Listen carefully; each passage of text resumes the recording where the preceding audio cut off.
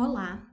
Então vamos para mais uma aula do nosso curso de extensão e hoje vamos falar um pouco sobre Revolução Russa. No final do século XIX, o Império Russo tinha uma área de aproximadamente 22 milhões de quilômetros quadrados.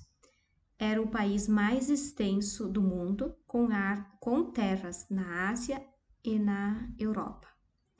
Também tinha a terceira maior população do planeta, suplantada apenas pela da China e da Índia. A autoridade máxima do império era o czar, que é governante que concentra grandes poderes e contava com o apoio da Igreja Ortodoxa Russa, da nobreza, proprietária de terras e das forças armadas. Responsável pela grande derrota das tropas napoleônicas na Europa em 1812, a Rússia construiu, ao longo do século XIX, o maior exército do mundo. A partir de 1816, o exército imperial conquistou territórios na Ásia Central e no extremo leste da Ásia. Além da tarefa de expandir os domínios russos, o exército imperial era responsável por garantir a ordem interna, submeter os povos conquistados e assegurar o controle de portos, rotas comerciais e fontes de matérias-primas. Cerca de 85% da população do império era formada por camponeses. A maior parte deles vivia em regime de servidão até o ano de 1861, quando um decreto do czar Alexandre II aboliu esse regime de trabalho, que tinha origem no feudalismo. No entanto, o fim da servidão não garantiu aos camponeses terras em quantidade suficiente para o cultivo, o que obrigava muito deles a trabalhar para seus antigos senhores. Apesar da unidade política e territorial, a Rússia era composta de um grande mosaico de povos e línguas. Além dos russos e dos ucranianos, que correspondiam a quase metade da população, havia poloneses, estonianos, lituanos, letões, finlandeses, georgianos, armênios, turcos, iranianos, curdos e mongóis. No campo religioso, a diversidade também era grande. Cristãos, que se dividiam em ortodoxos, católicos e protestantes, judeus, muçulmanos, budistas e animistas.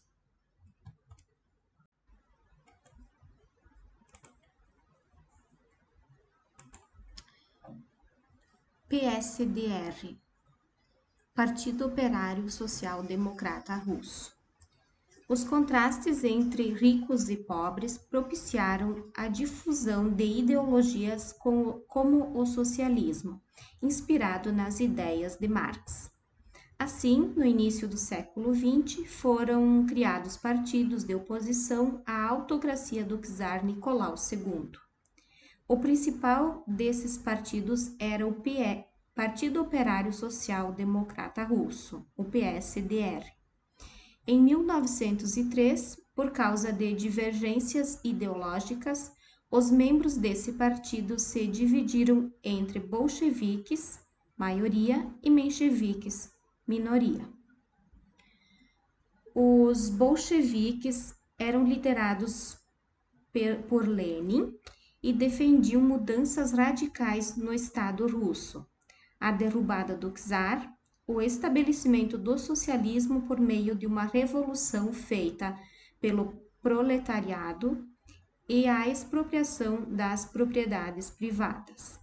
Os mencheviques acreditavam em reformas graduais feitas sob a liderança da burguesia russa e acreditavam também na implantação de um regime democrático antes de atingir o socialismo. Então, os bolcheviques eram mais radicais e os mencheviques eram mais moderados. A derrota na Guerra Russo-Japonesa. Entre 1904 e 1905, disputas territoriais entre russos e japoneses levaram à eclosão de um conflito conhecido como Guerra Russo-Japonesa. A derrota da Rússia expôs a fragilidade do império e fez crescer a insatisfação popular com a política czarista e a corrupção da corte imperial, visto que a Rússia era um país muito maior do que o Japão, causou revolta na população. Nesse contexto, a população, os partidos e os movimentos sociais e revolucionários ocuparam as grandes cidades e organizaram greves e manifestações. Em 1905, um grupo de manifestantes marchou até o Palácio de Inverno, em São Petersburgo, para entregar uma petição ao czar, solicitando melhores condições de vida e de trabalho. O czar, porém, ordenou que os soldados da Guarda Imperial atirassem contra os manifestantes, o que provocou a morte de centenas deles. Esse episódio ficou conhecido como Domingo Sangrento. A formação dos sovietes.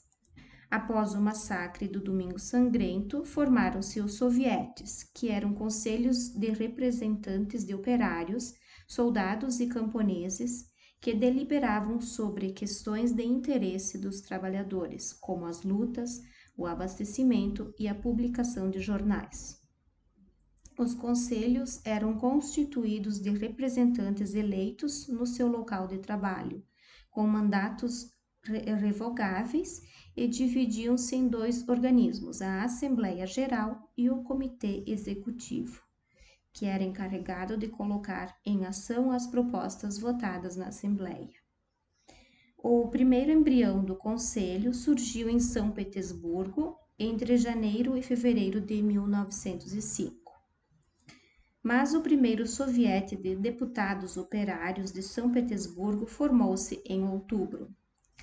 Sem demora, convocou uma nova greve geral que paralisou a cidade e se espalhou por Moscou e por outras cidades russas, fortalecidas por levantes nos campos e nos quartéis.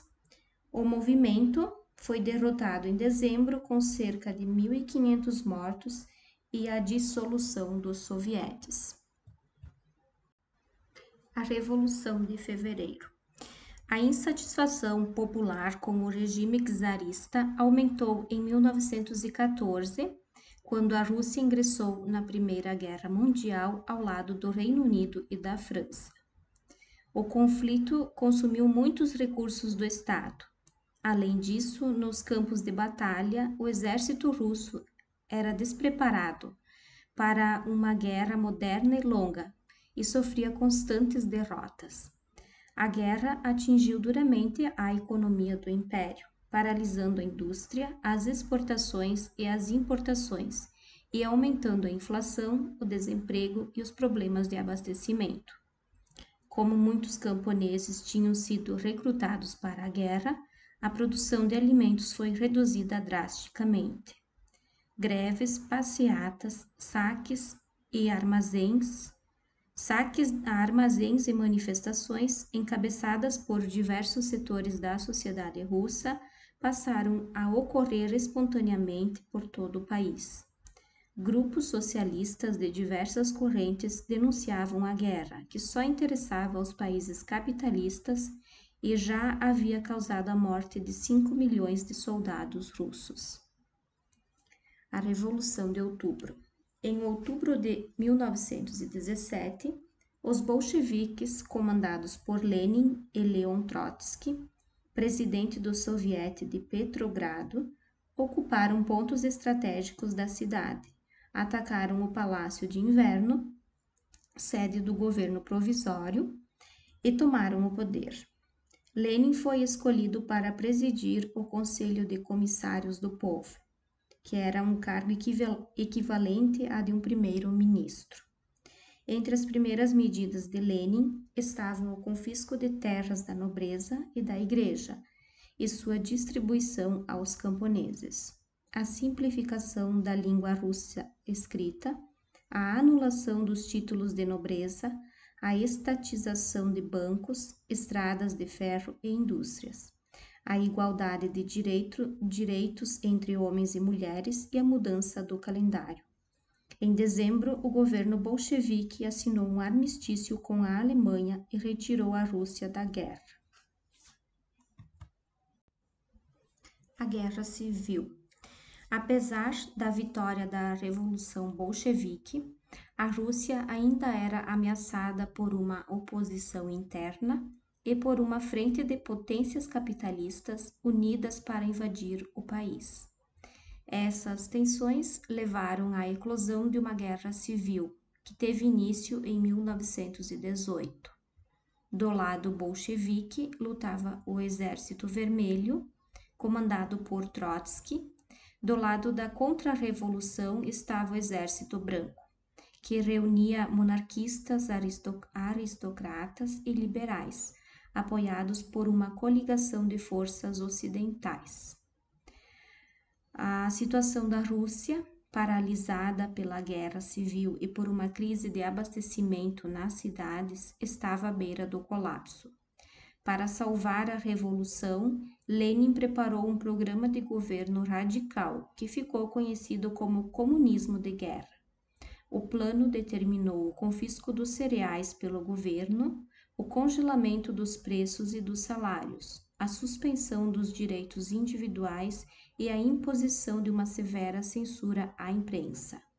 O czar e sua família, que estavam presos, foram executados, visando desmontar o plano de restauração monárquica. A Guerra Civil terminou em 1921 com a vitória do Exército Vermelho. Cerca de 9 milhões de pessoas morreram em consequência direta dos conflitos ou vítimas de doenças e da fome. A economia russa estava devastada. Moscou tinha perdido quase 70% da sua população. A Revolução Bolchevique triunfou, mas o custo tinha sido imenso. A nova política econômica. Após 6 anos de guerra, a Rússia encontrava-se destruída. Entre 1921 e 1922, mais de 5 milhões de pessoas morreram de fome. Revoltas, greves e insurreições espalhavam-se pelo país. Lenin elaborou então a NEP, a NEP, que era a nova política econômica. E nessa nova política ele estabelecia medidas capitalistas que incentivavam a produção, a abertura de pequenas empresas agrícolas e industriais. Liberou os camponeses para vender seus produtos e permitiu a entrada de capitais estrangeiros sob forma de empréstimos. Porém, os transportes e sistema financeiro permaneceram sob controle do Estado. No plano político, no entanto, não mudou. A ditadura combatia os inimigos da Revolução. Em 1922, foi criada a União das Repúblicas Socialistas Soviéticas.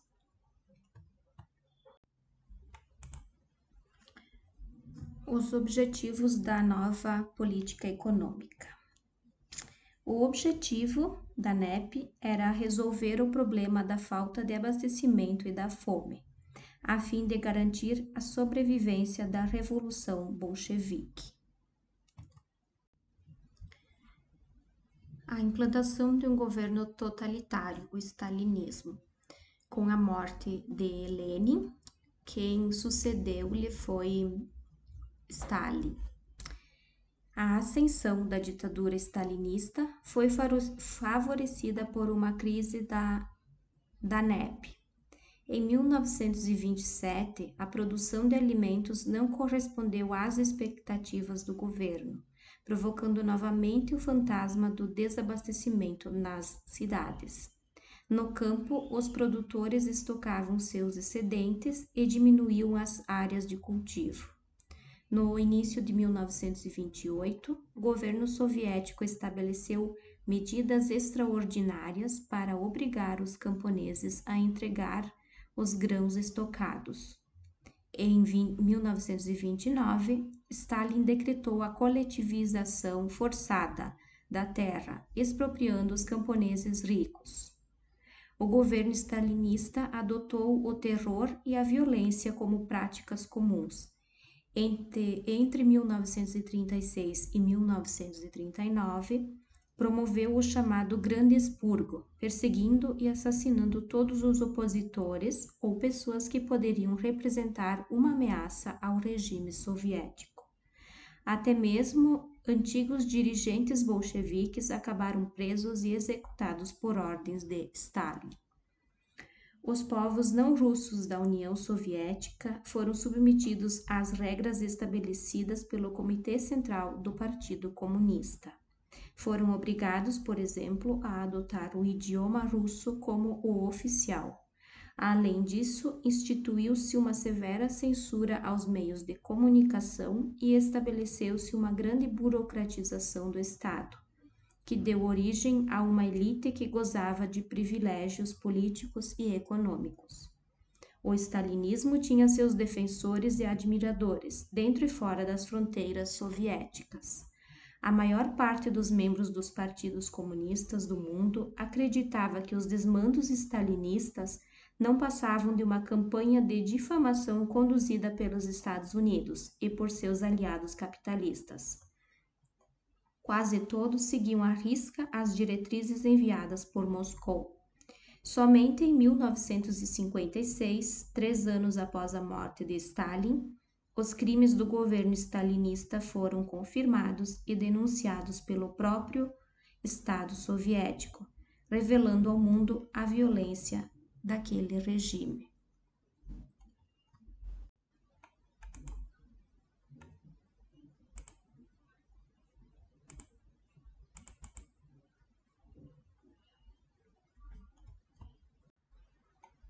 Isso marcou a história da humanidade, mas para entendermos melhor precisamos voltar lá para o início do século XX. A Rússia estava extremamente atrasada, vivendo de uma forma quase feudal. Era praticamente um país rural, ainda concentrando 80% de sua economia na agricultura. Enquanto isso, os países vizinhos na Europa já estavam... Isso marcou a história da humanidade, mas para entendermos melhor precisamos voltar lá para o início do século XX. A Rússia estava extremamente atrasada, vivendo de uma forma quase feudal. Era praticamente um país rural, ainda concentrando 80% de sua economia na agricultura. Enquanto isso, os países vizinhos na Europa já estavam super embrasados no processo industrial. Os trabalhadores viviam em grande miséria e pobreza, pagando impostos super altos para manter o sistema czarista do Nicolau II. O czar era tipo um rei da Rússia. Ele governava de forma absolutista, ou seja, com todo o poder em suas mãos, sem nenhuma constituição ou algo que o parasse. Nicolau II não se preocupava nada com as demandas sociais e populares.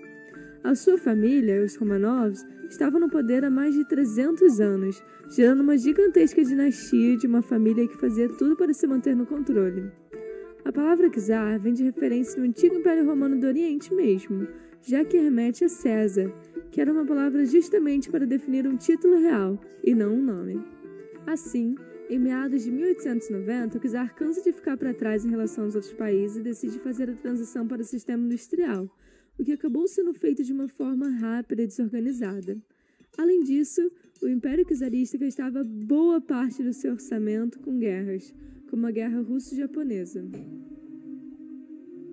Revoltados com as condições miseráveis que viviam, sem saneamento, comida e condições dignas de trabalho, o povo decidiu ir às ruas manifestar na frente do Palácio de Inverno, onde eles planejavam entregar uma carta de reivindicações por melhorias nas condições de trabalho. Mas o que era para ser um domingo legal com a família se tornou uma tragédia. A Guarda Real fuzilou milhares de manifestantes. Quem mandou a ordem de massacrar os protestantes ainda é uma grande polêmica, mas é fato que o czar nem estava no palácio no dia. O que importa é que o massacre, que ficou conhecido como Domingo Sangrento, provocou uma série de protestos ao redor do país inteiro. Além disso, no mesmo ano, marinheiros russos que sofriam com castigos físicos e eram servidos carne podre, não aguentando mais as condições de vida, se rebelaram contra o poder dos comandantes do czar, tomando um navio de guerra. A coisa ficou feia para o Nicolau II, que para amenizar o caos propôs em outubro as leis fundamentais, que serviam como uma Constituição, e a Duma, que seria um parlamento nacional, mostrando certa abertura política, mas no final ele a dissolveu. Essas medidas acalmaram o povo por um tempo, mas com a chegada da Primeira Guerra Mundial, em 1914, eles se agitaram novamente. O exército russo não tinha nenhuma preparação para ir à guerra ao lado da Tríplice Entente. Os russos estavam sendo derrotados todas as vezes e porque os alimentos e materiais estavam sendo voltados aos soldados, a população entrou em uma crise de abastecimento, fome e inflação.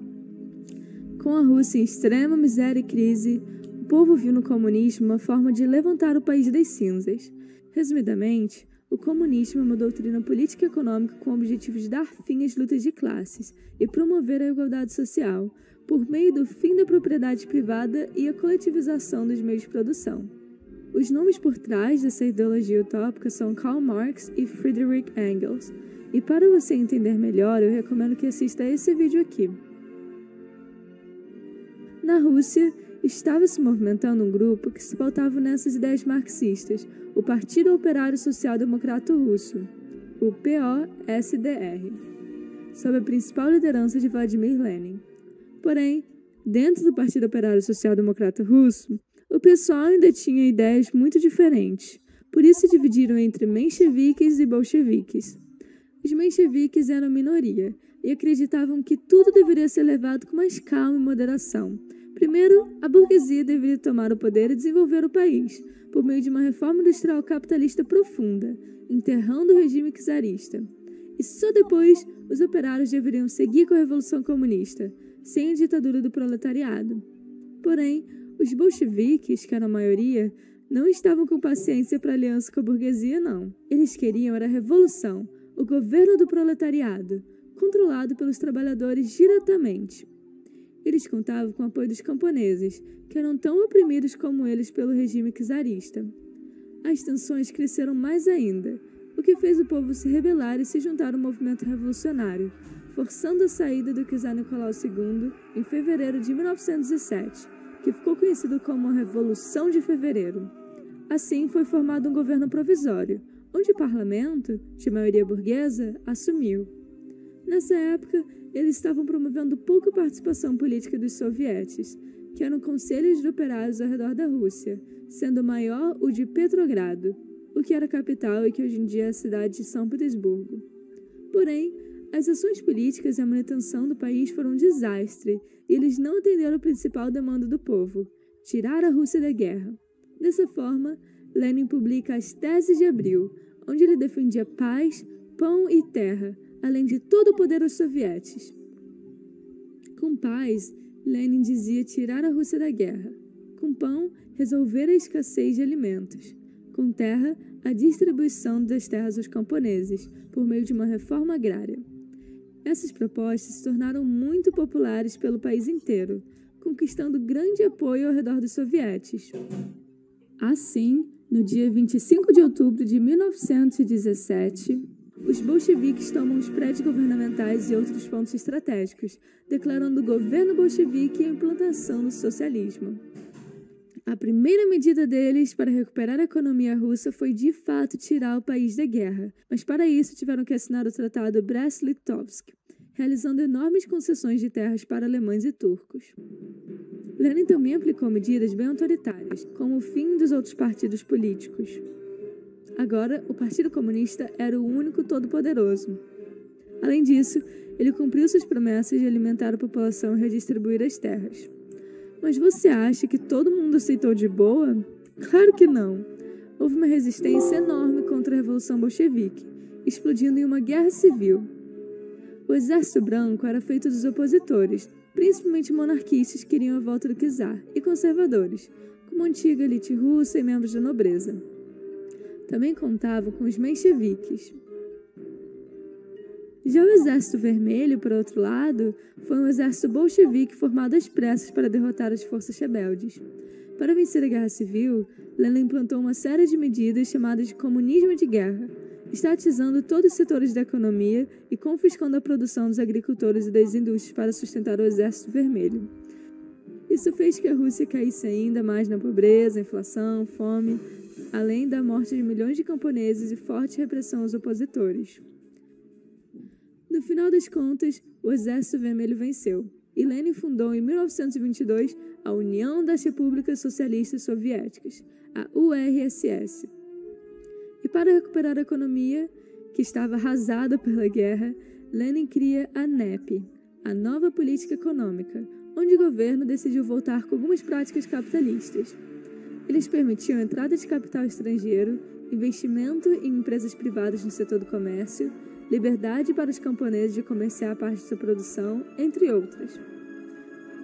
A NEP foi uma medida desesperada da União Soviética para recuperar suas forças, principalmente aumentando a produção agrícola do país e alimentando o povo. Em 1924, Lenin morre sob circunstâncias muito suspeitas, criando um vácuo no poder e uma polêmica de quem seria seu sucessor. Ele deixou uma carta dizendo que queria que sua posição fosse tomada por seu fiel amigo e figura heróica Leon Trotsky, e não Stalin, um militar de alto cargo que também fazia parte do Partido Comunista.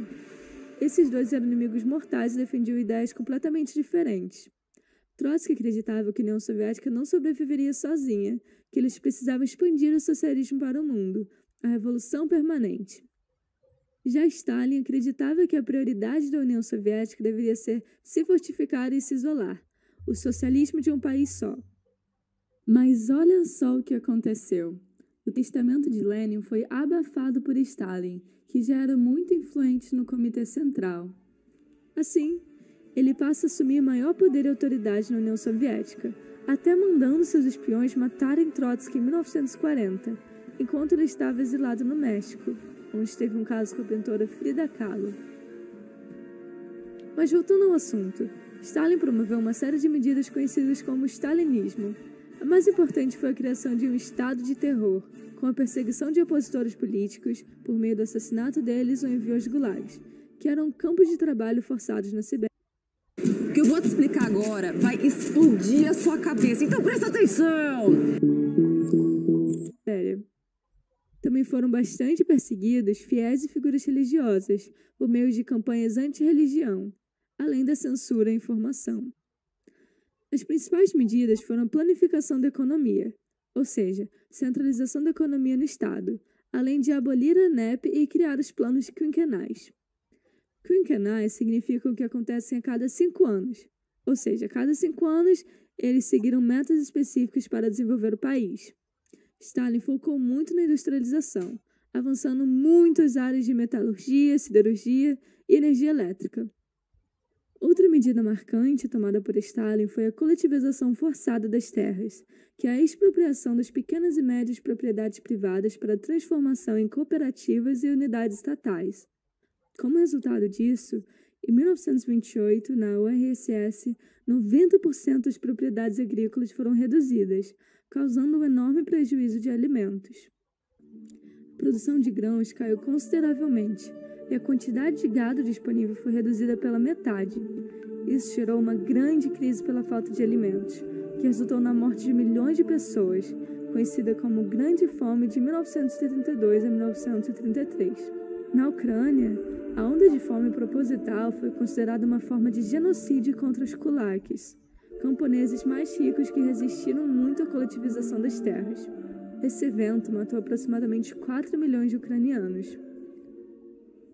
Peraí, a gente está esquecendo algo muito importante que aconteceu nesse mesmo período de tempo. É a crise de 29. Com a queda da Bolsa de Valores de Nova York, os Estados Unidos entrou em uma grande depressão econômica.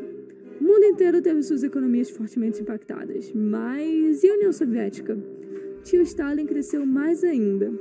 Pelo fato da economia da União Soviética ser fechada e não fazer acordos comerciais internacionais, eles não dependiam tanto assim dos países vizinhos, já que produziam tudo o que precisavam no próprio território de forma sustentável. Essa vantagem que a URSS teve, enquanto o mundo inteiro estava quebrado, fez com que ela se tornasse uma superpotência, conseguindo entrar como aliado importante na Segunda Guerra Mundial e depois como uma das nações mais poderosas do mundo durante a Guerra Fria. O governo de Stalin foi duradouro, já que ele usava e abusava da perseguição aos opositores, terror e propaganda para manter sua imagem de bom moço. Tudo parecia estar dando certo para ele, até que a Segunda Guerra Mundial explode e a União Soviética se posiciona ao lado dos aliados. Novamente, o mesmo inverno russo que derrotou Napoleão deu uma ajudinha para as tropas soviéticas ao enfraquecer as tropas alemãs.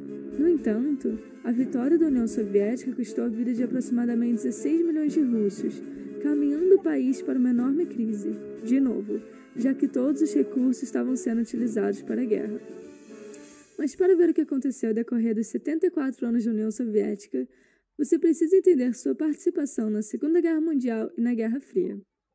Muito obrigada por assistir esse vídeo.